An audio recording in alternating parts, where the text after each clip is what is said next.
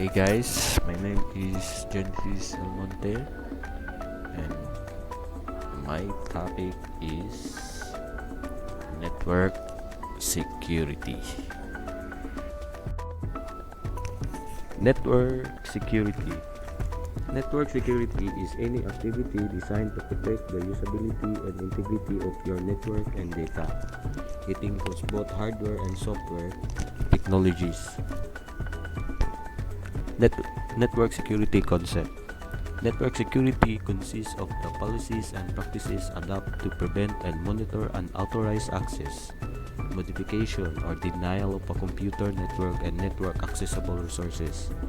Networks can be private, such as within a company, and other which might be open to public access. Next is network topology. Network topology is the logical structure of a network and may be depicted physical or logically.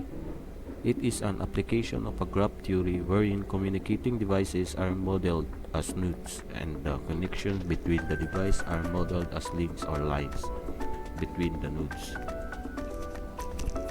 Internet protocol layers. Before delving into the wide range of security issues the internet creates, it's important to understand the underlying building blocks that comprise it. The architecture of the internet is molded conceptually as being partitioned into layers, which collectively are called the Internet Protocol Stack. Each layer provides a set of service and functionality guarantees for higher layers and to extent possible. Each layer does not depend on details or service from higher levels. Likewise, the interface each layer provides to higher levels is designed to provide only the essential information from this layer that is needed by the higher levels. Lower level details are hidden from the higher levels. The exact number and names of the layers of the white source we consider as authority. 5 conceptual layers for internet communication. First is physical layer. The task of the physical layer is to move the actual bits between the nodes of the network on a best effort basis. For example, this level deals with details related to whether connections are done with copper wires, coaxial cables, optical fiber cables, or wireless radio. The abstraction it provides to the next higher level is an ability to transmit bits between pair of network nodes. Second, link layer. The task of the link layer is to transfer data between a pair of network nodes or between nodes in a local area network and to detect errors that occur at physical layer. This layer, for instance, deals with the logical aspect of sending information across network links and how to find good routing paths in a local area network. It includes such as protocol as Ethernet, which is used to route packets between computers sharing a common connection. The link layer provides a grouping of bits into ordered records called frames. The link layer uses 48-bit and addresses called Media Access Control Address or MAC address. Third is network layer. The task of the network layer, which is also known as the internet layer for the internet, is to provide for the moving of packets between any two hosts on a best effort basis. It provides a way of individually addressing each host using your numerical label called its IP address. The main protocol provided by this layer is the Internet Protocol or IP, which is subdivided into a version 4 or IP address version 4, which uses 32-bit IP addresses, and a version 6, which uses 128-bit IP address. Best effort basis means there are no guarantees that any given packets will be delivered. Thus, if reliable delivery is required by an application, it will have to be provided by the higher layer. Fourth is transport layer. The task of the transport layer is to support communication and connections between applications based on IP address and port, which are 16-bit addresses for application-level protocols. To use the transport layer provides a protocol, the Transmission Control Protocol or TCP, which establishes a virtual connection between the client and server and guarantee delivery of all packets in ordered fashion, and a protocol, the User Datagram Protocol or UDP, which assumes no prior setup and delivers packets as quickly as possible but with no delivery guarantees. Fifth is application layer.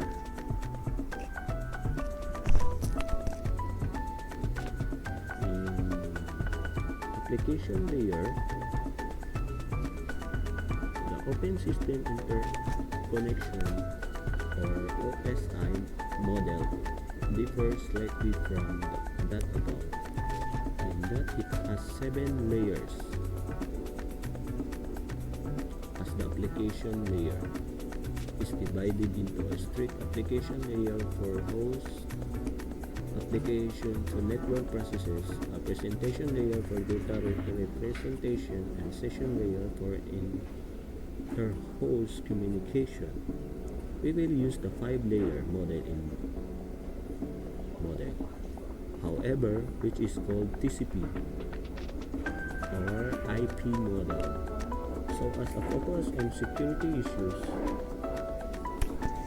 of the internet. A packet for a given layer in this model consists of the data to be transmitted plus metadata providing routing and control information. The metadata is stored in the initial portion of the packet called header, and sometimes also in the final portion of the packet called footer. The data portion of the packet is referred to as the payload. For all but the topmost layer, the payload stores a packet of the layer immediately above. This of the packets is called encapsulation. The application layer. The packet. This is the application layer illustrated. So the packet encapsulation in the link, network transport, and application layer of the Internet Protocol stack. Each packet from higher layer becomes the data for the next lower layer packet, with headers added to the beginning and 4 frames, a footer added at the end. How network impacts the computer security goals. One is confidentiality. There is no requirement in any of the layering abstraction discussed above that the contents of network packets be kept confidential. Second is integrity. The headers and footers that encapsulate data packets have at each layer simple checksums to validate the integrity of data and our header contents. Third is availability. The internet was designed to tolerate failures of routers and hosts. And the fourth is assurance. As a default, a packet is allowed to travel between any source and destination in a network. And fifth, authenticity. The headers and the footers for the standard internet protocols do not have a place to put digital signature. And the sixth, anonymity. Since there is no default notion of identify of users of the internet, it has a built-in anonymity. The link layer. Most modern operating systems include a TCP/IP implementation and allow programs to interact with the internet protocol stack via simple interface.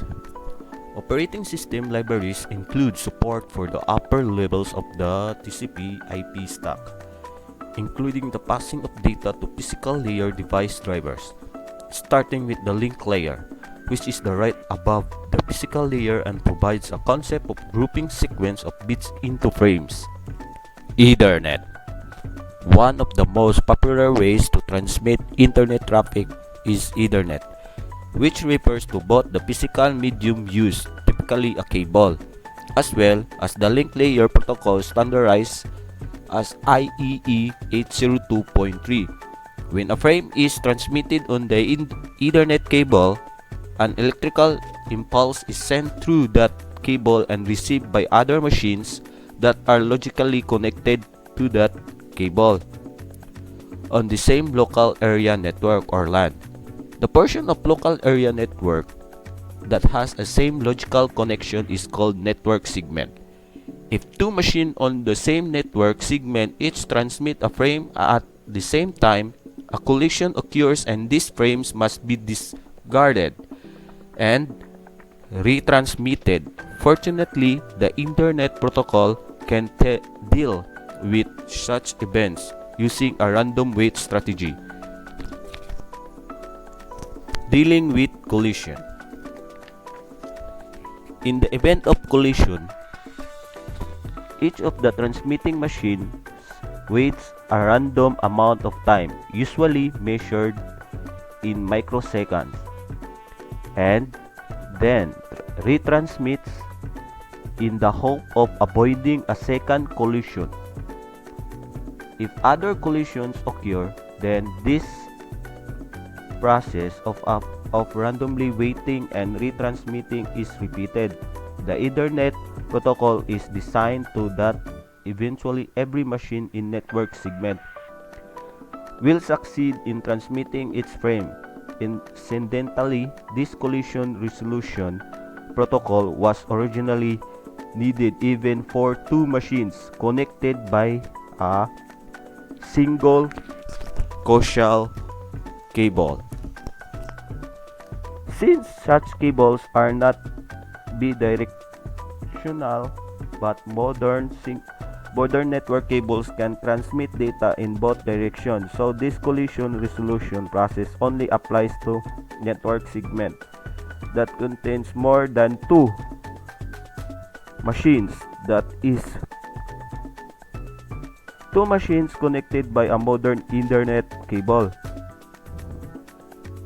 can send and receive message without accounting for the possibility of collisions, but packet collisions can nevertheless become a major source of slowdown for local area networks. If there are larger numbers of machines logically connected to each other, indeed this can already be an issue with home networks, since it is not uncommon for such networks to include several computers, a couple of network printers, and at least one Wi-Fi access point. So even for a home network, it is useful to know how to connect machines so as to minimize the collision. Hubs and switch. A hub copies and transmits traffic to all attached devices. A switch only transmits frames to the appropriate destination device. Media access control or MAC addresses. Media access control or MAC is a sublayer of the data link layer In the 7th layer OSI network reference model, MAC is responsible for the transmission of data packets to and from the network interface card and to and from other remotely shared channel. Address Resolution Protocol, or ERP spoofing, is a link layer protocol that provides services to the network layer. ERP is used to find a host hardware addresses given its network layer addresses. Most commonly, it is used to determine the MAC address associated with a given IP address, which is clearly a vulnerable service. Unfortunately, there is a man-in-the-middle attack against this protocol, which is called ERP spoofing, or Address Resolution Protocol.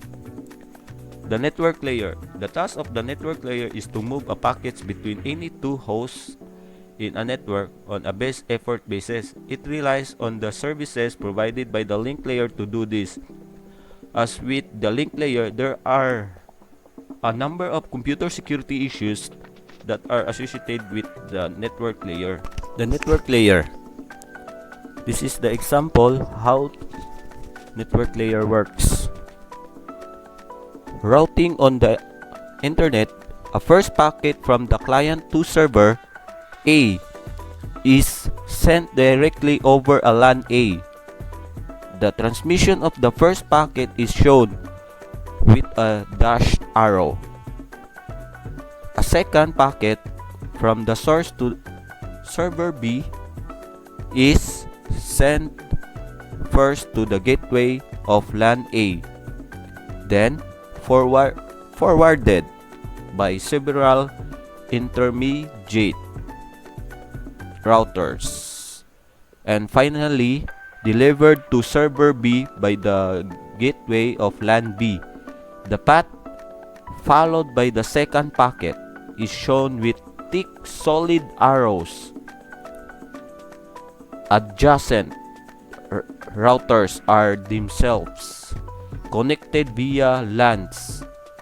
The route of a packet may not be sent shortest path in terms of number of edges or totally delay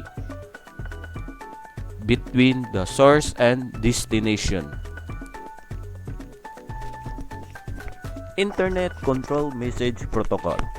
Echo request asks the destination machine to acknowledge the receipt of the packet. Echo response acknowledges the receipt of the packet in reply to an echo request. Time exceeded. Error notification that a packet has expired. That is, its time to leave, or TTL, is 0. Destination unreachable. Error notification that the packets could not be delivered.